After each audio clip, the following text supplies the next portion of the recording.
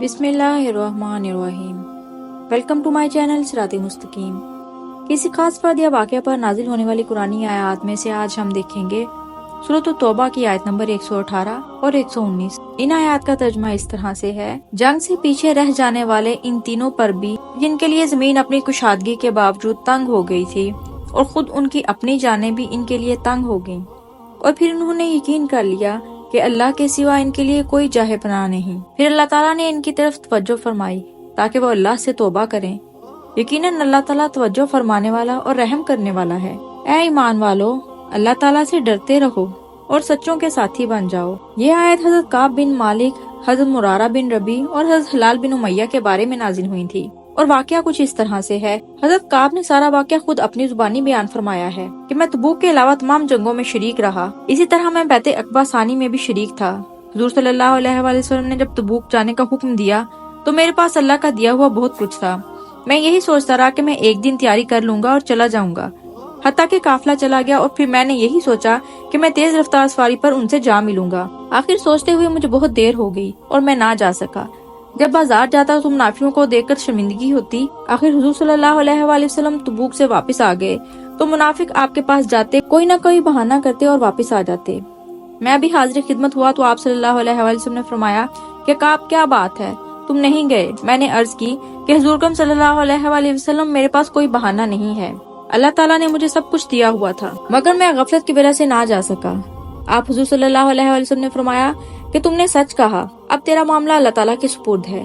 جب میں واپس آیا تو لوگوں نے کہا کہ تم بھی کوئی بہانہ کر لیتے۔ میں نے پوچھا کہ میری طرح کا کوئی اور آدمی بھی ہے؟ تو لوگوں نے بتلایا کہ 2 ہیں، جن میں حضرت ہلال بن امیہ اور حضرت مرارہ بن ربیع ہیں۔ انہوں نے بھی سچ بولا اور ان کا معاملہ بھی اللہ تعالیٰ کے سپرد کر دیا گیا ہے۔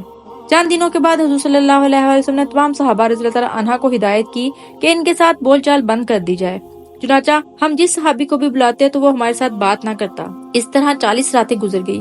پھر حضور صلی اللہ علیہ وآلہ وسلم نے اپنا ایک آدمی میری طرف بھیجا کہ تم اپنی بیوی سے بات چیت بند کر دو اور اس سے دور رہو۔ میں نے عرض کی کہ کیا طلاق دے دوں؟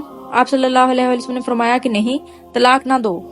چنانچہ میں نے اپنی بیوی کو اس کے والدین کے گھر بھیج دیا۔ اسی طرح کا پیغام ہلال بن امیہ کے پاس گیا تو حضرت ہلال کی بیوی نے حضور اکرم صلی اللہ علیہ وآلہ وسلم سے عرض کی کہ حضور صلی اللہ علیہ وآلہ وسلم وہ بہت بوڑھے ہیں، اکیلے نہیں رہ پائیں گے۔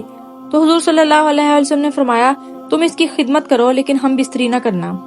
اس پر اس نے کہا کہ حضور صلی اللہ علیہ وآلہ وسلم وہ تو ہر وقت روتے رہتے ہیں، انہیں اس کے علاوہ کسی چیز کی کوئی ہوش نہیں۔ ایک دن شاہ غسان کا خط لے کر ایک آدمی آیا اور مجھے رکا دیا۔ جب میں نے اسے پڑھا تو اس میں لکھا تھا، میں نے سنا ہے کہ تمہارے صاحب تم سے بہت غصے ہیں، تم بہت اچھے اور باصلاحیت آدمی ہو، ہمارے پاس آ جاؤ، ہم تمہاری عزت کریں گے۔ میں نے وہ رکا اسی وقت آگ میں ڈال کر جلا دیا۔ آخر 50 راتوں کے بعد اللہ تعالیٰ نے یہ آیات نازل فرمائی اور ہمیں معاف کر دیا۔